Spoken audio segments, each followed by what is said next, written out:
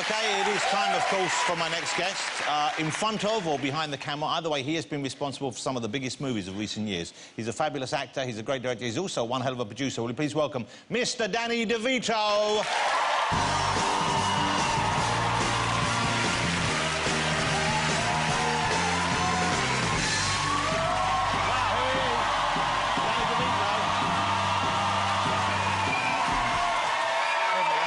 See you, dude. Fun of fish and chips. Mr. Danny DeVito. There you go. Thank you. Thank you all. Thank you very much. Oh, yeah. Wow. Great to have you here. Great to have you here. Fantastic being on your show. Well, you're a big fan of the United Kingdom. I know that you like coming over here, don't you? I like the UK, yeah, and I was just eating those fish and chips, baby. Yeah? They were tasty. Tasty, baby. Cowell. Cowell's eating them. How is he regarded in Hollywood? Because he tells us over here he's a success over there, but I've never met anyone over there who's ever heard of him. It's the first... When I ask people, they've got no idea who he is. I just met him in the green room. I've never seen him before in my life. Exactly. You see, it's all just a big thing going on. He's not even on TV over there. No. Danny, what a career, and I don't think I'm overstating when I say that he's one of our best-loved actors in the movies. Would you agree, ladies and gentlemen? Thank you. When I know you in a movie, Thank you. and you seem to have... You know, one of the questions I was going to ask you is, you know, yes. Not in your career, but it seems to me that making movies is a lot harder than it looks, because a lot of bad movies get made. Yeah. Okay? You have, it seems to me, very good taste when it comes to movies. You know how to choose a project. What is it that you have that others don't have? How do you find the movies which... Because you've had hit after hit after hit. Well, the thing about it is, I think it's, like, got to do with your feelings for it, you know. If I'm producing a movie, I go with the passion of the filmmaker. And, you know, like, for instance, when Pulp Fiction was something, Quentin Tarantino was doing Reservoir Dogs, and I never met the guy before, and I never saw the movie Reservoir Dogs. I read the script. I said, this is like a great script, Reservoir Dogs. I want to meet the guy. So I set up a meeting with Quentin, and in, like, 15 minutes, he told me his next project was a kind of a twisted tale of 3 or 4 stories he was putting together. I said, just stop right there. I felt like he had this kind of such a commitment to what he was doing. I said, I'd like to make a deal for your next picture. Now, I never saw the script at this time. Just on your gut feeling, my gut and feeling based on with the how guy. he was about films. Right. And a year later, he sent me Pulp Fiction. Yeah. Hot off the presses, and we made the movie, and everybody, you know. Some of the ones you act in as well, you would think on paper, maybe, you know, you can see why it's a weird novelty idea, but you wouldn't think it would necessarily work, and yet they do. I watched 2 movies recently that you made back in, I guess, either late 80s or early 90s, both of which are just kind of crazy and strange, and even now you think, what were they thinking? But they're still wildly entertaining. Twins, right, where you are the twin brother of Arnold Schwarzenegger, and also with Arnold, the really strange movie, Junior. Junior, yeah. In which Arnold gets pregnant. The pregnant guy, yeah. That's the weirdest movie, one of the weirdest movies ever made in Hollywood. Yeah, it's a strange-ass movie, but we love doing it. Man, that's a strange film. Really. And I thought they were setting up a sequel for you to be pregnant. Yeah. No, we wound up not doing that because, you know, he went off and did something else. Yeah, big action movie or something, yeah. He did this crazy thing with the maid? The governor. Oh, no, okay. the maid. He's naughty. What? He's a very naughty boy. Anyway, here's the thing I didn't know about you. I didn't realise, obviously I knew you'd worked with Michael Douglas. Right. And that you were in a movie he produced as well, at least one. Maybe more than one. One for the Cuckoo's Nest. But you shared a flat with him before either Danny or Michael had kind of made a name for themselves in the film or television business. You lived together in a flat in New York City. Now that must have been fun, crazy times. Well, yeah, it was in the 60s, and we were both hippies, you know. We were doing, like, a lot of crazy stuff, and herbal crazy stuff. Yeah, we were herbalists. Yeah. And you know, the thing about Michael is, you know, he's very unassuming, really nice guy, and very sweet, but a babe magnet. Yeah. Good looking So guy. Anywhere you went, you could guarantee that there was going to be a little buzz around him. There'd be ladies. There'd be ladies. Yeah, be ladies. So and did you get to pick up some of the collateral? collateral? Yeah. You go, and you know, it's like what's that? It's like rugby. You know, the ball comes through and you grab it. So there'd be a scrum around Michael. A scrum, right? And one that maybe didn't make it in the scrum. You'd grab it and run off home. Grab it and run with it. Yeah. Before she knew what happened. Yeah. And none of this kicking it down the field either. You know what you think? And then he produced One Flew Over the Cuckoo's Nest. That's right. Which was a breakthrough for you, really, wasn't it? Well, the Cuckoo's Nest, I did the play off Broadway, and then when in '74 we did the movie, Milos directed it, wonderful director, and incredible Nicholson. film. It was the first time I worked with Jack, and it was an experience for me. You know, be in the movie. It was such a great movie, and that brought me out to Hollywood. That's where I really wanted to be. And then after that, in '78, Taxi came along. What a great series Taxi was. How many years did you spend doing Taxi? We did 5 years on Taxi. Okay. It seems like more, but we did 5 years. That was a fantastic break for me. Yeah. I went in for my audition. I said, I got to get this part. This is like Louis De Palma. This is a great part. I don't know.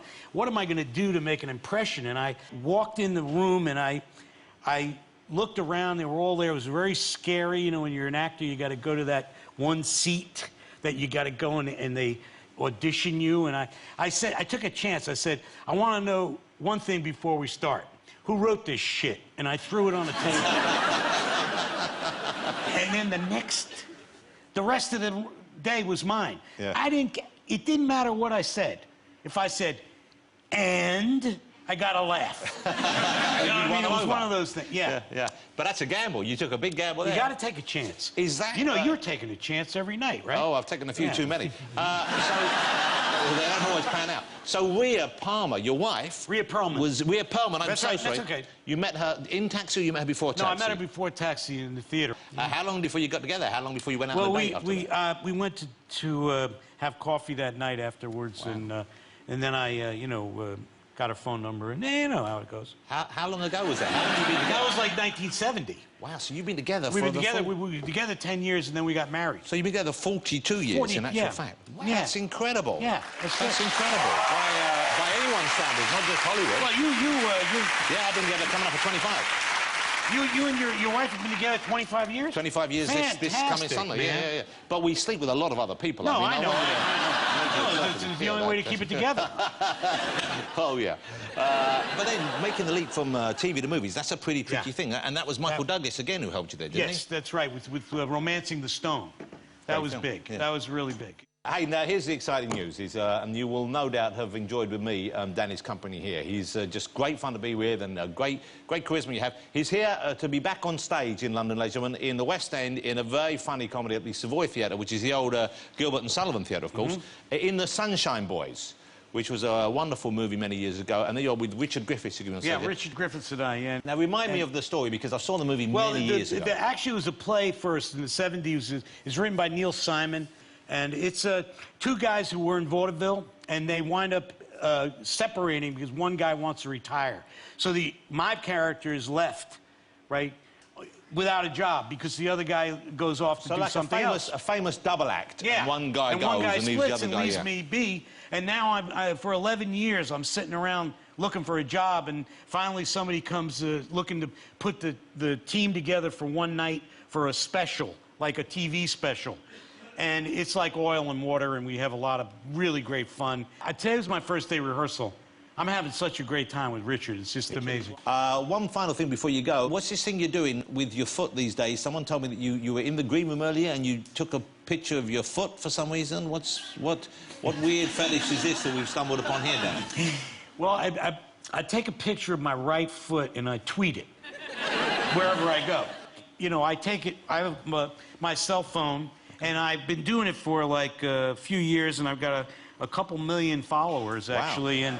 And these are foot fetishists? People, no, they're not. It's not a foot fetish. It's the kind of thing that I do it. Though, you have a nice foot. Thank you. I do it like at the Eiffel Tower, or at the at the London Bridge, or at the Brandenburg Gates. And if you stay where you are... make this special. You get on the couch there, and I'll put my head near the foot, and then you can... Let's do that. So you go down that end? I'll come down this. You go sit down that end, and I'll go... Yeah. Okay, how are we This is good. All right, okay, so... Okay. You know what? Simon Cowell is furious now he didn't get his... Perfect. Okay, that's a good one. That's pretty good. That's pretty good. Can we get in there? That's a pretty good one. Fantastic. But you know, What a lovely and smooth foot you have as well, if I may say that. Well, you know, since I've been doing it for the last couple of years, I've been taking care of it a lot better. Yeah. Put a lot of cream on it. It felt smooth and soft. Yeah, by your cheek. I have hairs on the top of my big toe. It's quite coarse. I don't have any hairs on my toes. That's unpleasant. I sometimes, for pocket money, I make my youngest child shave it. One day she'll be married and she'll have to do chores like that. OK, wow, what a great end to the series tonight was, I think, and what a great guest to end it. Ladies and gentlemen, Mr. Danny DeVito. Thank you. Thanks, everybody. Thanks, Danny. I'll see you, man. See you. Thanks, Sunshine Boy. OK. Take care. Mr. Danny DeVito. Thank you, not just to Danny, but to my other guests tonight, Simon Cowell, David Walliams and Dara OBriain.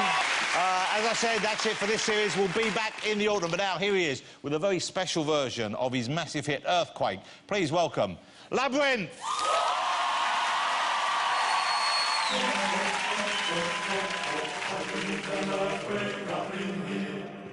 Say yeah. I predict an earthquake up in here. 'Cause we throw bombs on it, just smash something, yes, march for me, hey hands. We can make an earthquake up in here. Ladies and gentlemen, this is something they call a groundbreaker. So let me first apologize to the shirts and the ties for your makeup. 'Cause I'll make you ugly as soon as it drops. We're on a rampage, bottles popping off before you know it. There's rubble and dust 'cause we'll be trashing it up. Somebody say, yeah! I predict an earthquake up in here. Say yeah! I predict an earthquake up in here. 'Cause we throw bombs on it, just smash something, yeah, mush from it, hey yeah! We can make an earthquake up in here.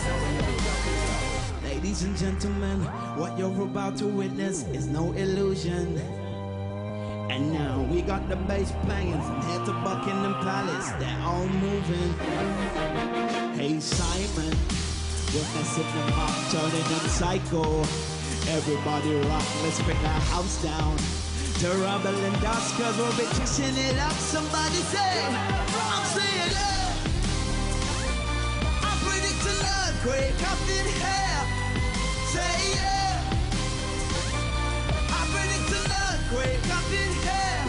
'Cause we throw bombs on it, just smash something.